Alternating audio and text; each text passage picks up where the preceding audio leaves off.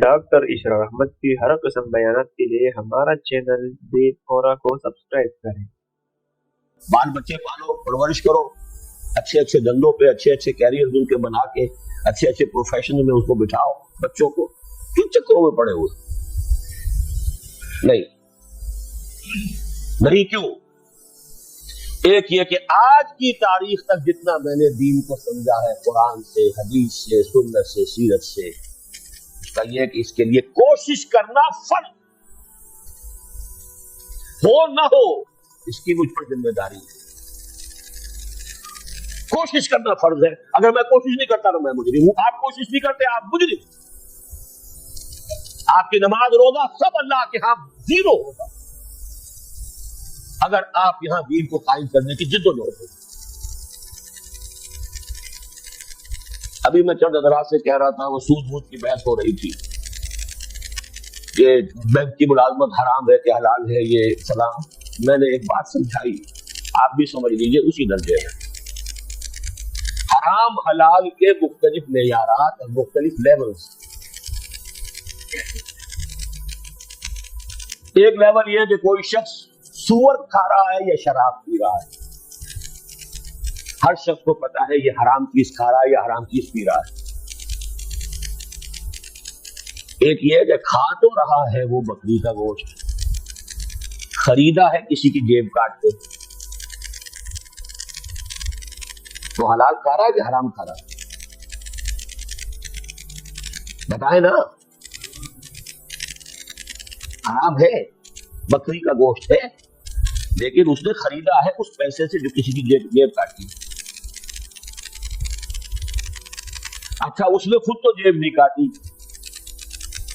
डाकुओं के एक गिरोह में वो एक ड्राइवर की हैसियत से मुलाजिम, वो जो खा रहा है हलाल खा रहा है कि हराम खा रहा है? चौथे दर्जे में निजाम बातिल है, अल्लाह की बगावत का काम है। इसमें आप धंधा कर रहे हैं, काम कर रहे हैं, उसकी मुलाजमत कर रहे हैं, हलाल खा रहे हैं कि हराम खा रहे हैं?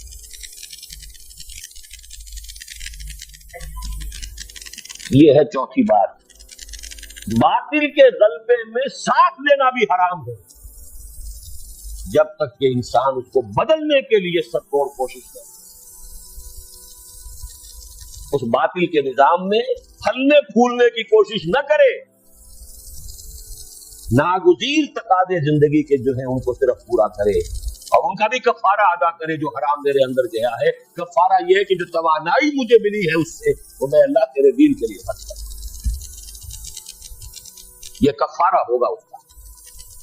जैसे आपसे गुनाह हो जाता, कफारा है कि नहीं उसका? क्योंकि आप बातिल के निजाम में रह रहे हैं, हराम में रह रहे हैं, आपका वजूद, आपका हर सांस हराम में। इसका कफारा ये है कि जो तवानाई, जो कुव्वत है लगा उस काम के लिए, ये इल्जाम बदले। इस एतबार से समझिए हलाल और हराम को। मुझसे तो यूं समझिए आप, बाकी फतवे उलमा से आप लिया करें। मेरा हलाल हराम जो है वो मुख्तलिफ है। तो पहली बात तो ये है कि इस पर मैं इसलिए करने पर मजबूर हूं कि ये मेरा फर्ज है। और दूसरी बात ये है, खबर दी है मोहम्मद रसूलुल्लाह सल्लल्लाहु अलैहि वसल्लम ने कि एक मर्तबा फिर वो निजाम कायम होगा।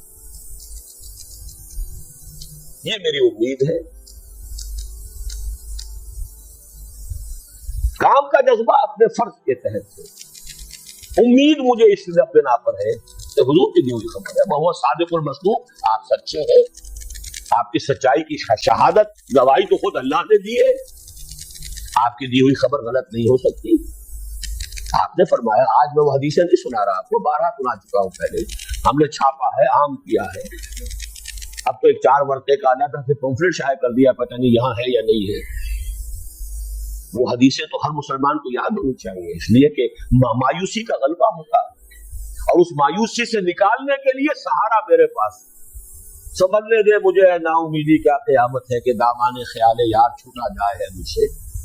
उम्मीद का दामन हाथ से छूटता महसूस होता है हालात को देखकर, और फिर सहारा मिलता है तो हुजूर